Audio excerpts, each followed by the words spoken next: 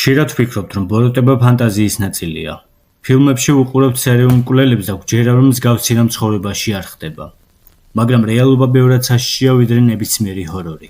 დღეს გაჩვენებთ 10 რეალურ ადამიანს, ყველაზე საშიშებს, ვისაც ოდესმე უცხოვრია. ყველა მათგანი ამ სამყაროში დადიოდა, ყველა მათგანი ნამდვილად არსებობდა. ეს არის ისტორია ადამიანებზე, რომელთა სახელებს სიკვდილით ანსდებდა. ტედ ბანდი. ტედი ჭკვიანი იყო, ქარიზმატული. ზუსტად იმ ტიპის მამაკაცი, რომელიც შეიძლება ნებისმიერ გოგოს მოეწონოს. მაგრამ მისი ღიმილის უკან იმალებოდა ერთ-ერთი ყველაზე საშიში მანიაკი ამერიკის ისტორიაში.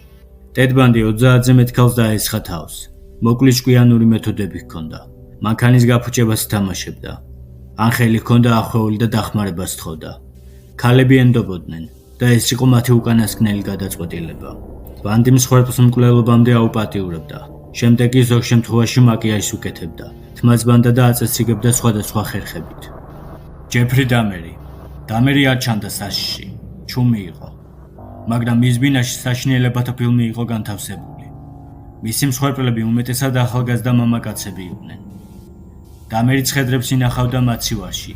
ამუშავებდა ტვინებს მჟავაში და ჭამდა კიდურებსა და სხვადასხვა სხეულის ნაწილებს.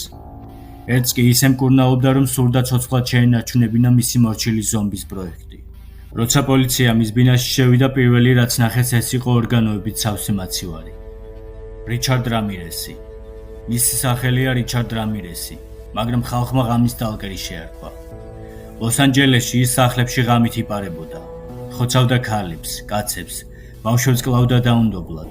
ზოგს აწამებდა, თვალებს აცლია და სექსუალურად ძალადობდა მათზე. ის იყო სატანიზმის მიმდევარი. სჯეროდა ბნელი ძალების და ხშირად ტოვებდა სატანურ სიმბოლოებს დანაშაულის ადგილზე. ანდრეი ჩიკატილო. ეს ისტორია საბჭოთა კავშირში იწყება. ანდრეი ჩიკატილო იყო სერიული მკვლელი, რომელსაც შეარქვეს როსტოვის მხატვარი. მან 12 წლის განმავლობაში 50-ზე მეტი ქალი და ბავშვი მოკლა. მსხვერპლს სიხარულით უახლოვდებოდა. მერე კი სასტიკად აწამებდა და კლავდა. სექსუალურად დაუკმაყოფილებელი ფსიქოპატი იყო, რომელიც სიცხლში სიამოვნებას პოულობდა.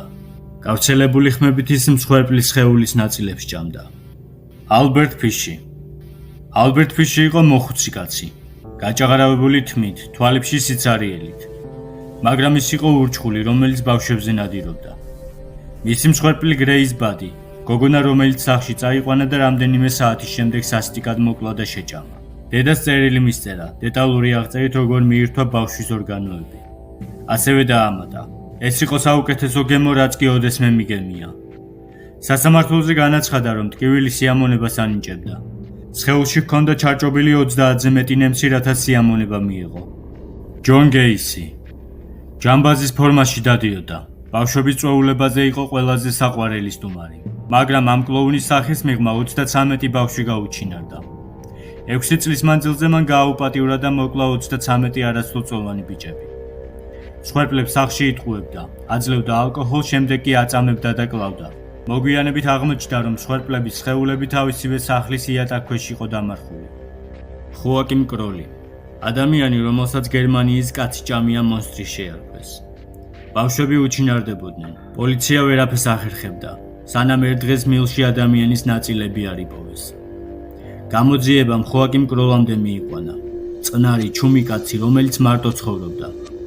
ბინაში პოლიციამ ნახა ადამიანის სხეულის ნაწილები, ხოლო ქურაზე მომზადებული ადამიანის ხორცი. კროლმა აღიარა, რომ 20 წლის განმავლობაში კლავდა ქალებს და ბავშვებს და ზოგი ჭამასაც არ ერიდებოდა. ის დაიჭირეს 1976 წელს და ციხეში გარდაიცვალა. ისე რომ ვერასდროს გაიგეს რეალურად რამდენი მსხვერპლი ყავდა. ილზა კოხი. ის იყო ბუხენვალდის ბანაკის ხელმძღვანელის ცოლი, მაგრამ ცნობილი გახდა როგორც ბუხენვალდის ჯადოქარი.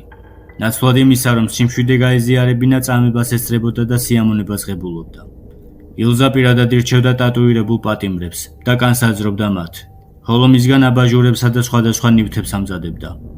ილზა კოხი დარჩა ისტორიაში როგორც ერთ-ერთი ყველაზე სასტიკი ქალი, რომელიც კაცობრიობის წინააღმდეგ ჩადენილ ბოროტებას სიმშვიდითა და კმაყოფილებით უყურებდა.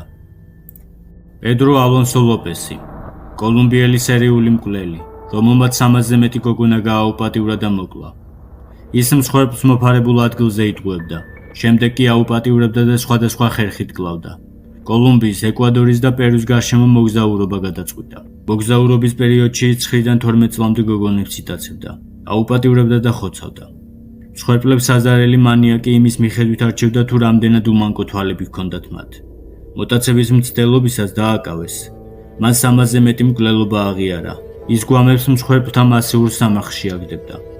ციხიდან გამოსვლის შემდეგ ფსიქიატრიულში გაამწესეს, ხოლო იქიდან 3 წლის შემდეგ გამოუშვეს როგორც განკურნებული. მის შემდეგ კი არავინ იცის სად არის. გარი ლეონ რიჯვეი. Green River-ის მონსტრი გარი რიჯვეი ისტორიის ერთ-ერთი ყველაზე სასტიკი სერიული მკვლელია. ის ამერიკის შეერთებულ შტატებში 1980-იან წლებში კლავდა ქალებს, ძირითადად სექს-მუშაკებს და თინეიჯერებს. პირველად მსხვერპლებს მანქანაში იტყუებდა, აუპატიურებდა, შემდეგ კი აღჭობდა და გვამებს მდინარე Green River-ში აგდებდა. ოფიციალურად 49 მკვლელობა დაუმტკიცდა, მაგრამ თავად ამბობს, რომ 70-ზე მეტი მოკლა.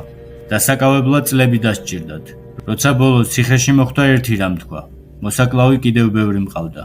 ეს იყო Green River-ის მონსტრი, 7 სახის მქონე ადამიანი, რომლის უკანაც ყველაზე საშიში მხეცი იმალებოდა. ჩვენ დღეს ვუყურეთ ყველაზე საშიშ ადამიანებს, მაგრამ უნდა გვახსოვდეს, რომ მსგავსი ადამიანები დღესაც არსებობენ.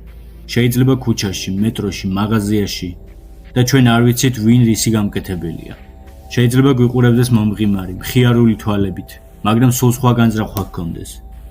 ნუ ენდოვი მხოლოდ ღიმილს, ნუ დაივიწყებ, რომ ბოროტება ხშირად ჩვეულებრივ სახეს ატარებს. თუ ეს ვიდეო საინტერესო იყო შენთვის, მაშინ გამიზიარე შენი აზრი კომენტარებში. და ხო, არ დაგავიწყდეს. მოიწონე ვიდეო, გამოიწერე არხი და გაუზიარე მეგობრებს. კიდევ არაერთ რეალურ, უცნაურ და შემაძრწუნებელ ისტორიას მოგიყვებით. დროებით.